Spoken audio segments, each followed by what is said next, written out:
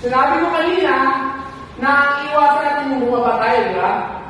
Okay? Kasi ang pagbaba natin dito, palagi tayong sad, palagi tayong lumungkutin, nag-blame na ibang tao, nag-complain, nag-justify yung mali natin, nag-tell ka mali. May problema yun. Dito tayo bababa nun, no-frequency yun eh. Ano nangyayari yan? Nagkaroon tayo ng bad illusion of reality. Anong dahilan? Fears, worries, and doubts. Okay? Ganun ang dahilan eh. Kaya nagkaroon tayo ng very low results. Minsan, no reality pa. Or no, ang reality natin, mahina na talaga. Then, bad results ang labas. Okay? So, nakita natin, ito lang pala ang dapat natin i-conquer, di ba? Paano conquer ang fears, worries, and doubts? Dapat natin love, hope, at saka faith. At pag meron tayo noon, we can do these steps. Magkakaroon tayo ng GLLA. Dapat paakyat yan, ha? Kasi ito na applied learning and taking actions. Pag nag-take actions tayo, kung ano pupunta natin dito, we take actions, di ba? So, yun na yun. Nagkaroon tayo ng GLLA. Good listening and learning attitude. Good listening and learning attitude. Pag meron tayong ganung attitude, we begin to learn. We learn. Di ba? Matututo tayo. Pag matututo tayo, palagi natin itong in action. At we learn how to teach now. Kaya sunod na step is teach. So bago ka makaturo, dapat marunong ka mag-listen. Magbasa ka ng libro, okay? Tapos i-learn mo talaga yun. Dapat i-practice. Dahil pag na-practice mo, hindi ka na magturo. Okay, ako yung bago ko natuturo dito, kailangan pina-practice ko na eh. Ina-apply ko yung natutunan ko eh. Bago ko ituro, para may power. Ganun ang dating mo, di ba? Kasi talagang nanggaling sa'yo, di ba? Then, pag nag-practice ka na, then pwede ka na mag-duplicate. Kasi may naturuan ka eh. Dito na mapasok yung duplications na tumitawag sa tinatawag na leverage sa multi-level marketing. Ngayon talaga ang basihan ng success dito. Okay? Then, we delegate. Pag hanggang duplicate ka lang, talo yun. Marunong ka dapat mag-delegate. Okay? Hindi mo ikaw lang lahat ng trabaho. I-delegate mo talaga. Then, pag na-delegate naman, doon na mag-multiply yan. Kaya dapat meron yung tawag na system. May tools. Kasi pag wala yun, mahirap i-delegate. Tama? Dapat may sinusundan system and tools. Okay? Then, pag nag-multiply na yan, tulad magkakaroon ng big network, at tulad maraming mga downlines, di ba? Na talaga nag-learn din sila, nagiging leaders.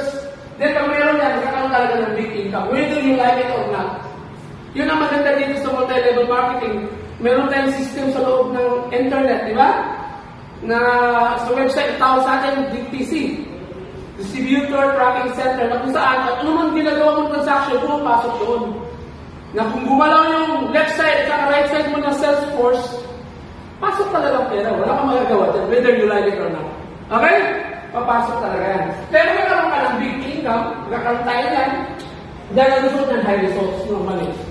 Therefore, kung meron ng high results, kasi sabi ko nga nakaraan, pag nag-goal setting tayo, focus tayo sa paraan. Kasi pag ginawa natin yung paraan, yung gina-goal setting natin, then kung magkapera tayo doon, yung pera na kuha natin sa na-achieve natin ang goal, yun ang ibibili natin ng resulta. Tama? So, yun na. So, makakaroon tayo dito ng big dream. Pero, minsan pa nangyayari, nagiging bigger dream yan. Kasi dahil sa new reality na darating sa buhay. Yung new reality na yan. Okay. Habang umakit tayo dito, may tinatawag na changing reality. May pagbabago sa sarili mo. Again, ang sign na nag-improve ka, may nagbabago sa ugali mo. May nagbabago sa thinking mo, sa belief mo, sa feelings mo. May nagbabago sa emotions mo, nakukontrol mo na yung emotions mo. Okay? Then, ang words na lumalaw sa bibig mo, good words. Then, yung actions mo talagang magaganda yung actions na nakakatulong para ma-achieve ang pangarap. Okay? So, yun ang pala.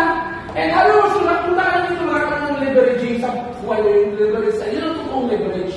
Magbabago, makawala na itong same reality, aakit tayo doon. Ang sikreto, masaya yan. Kasi ikaw lang may hawak sa sarili mo eh. Are you getting the point? So, ang leverage dito sa MLM business, na yun ang tumanan maging successful ka dito. Nagsisimula sa bawat isa. sa atin. Sa atin yun. So, we must have to trust our feelings. Kasi sa feeling, magta-trust tayo kasi papasukin eh. But we must control our emotions. Kasi ang emotions natin, yun ang mag-attract sa universe. Sa law of attraction, kung anong nilabas mo galing sa emotion mo, at babalik din sa'yo, multiply. Kung nagtanim ka ng isang seed, at namunga yung puno, isang seed lang tinanim mo, ang bunga, napakadami. Yun ang the law of karma na ina-apply natin dito. Okay? So, hindi lang dapat matalino tayo, hindi natin magaling tayo, dapat alam natin ang katotohanan ito. Kasi yung katotohanan na hindi alam ng karamihan. That everything starts within each of ourselves. Okay ba? Sa susunod na topic ko, may matutunan pa kayong kaibahan na magagamit natin dito sa pag-improve ng bawat negosyo natin.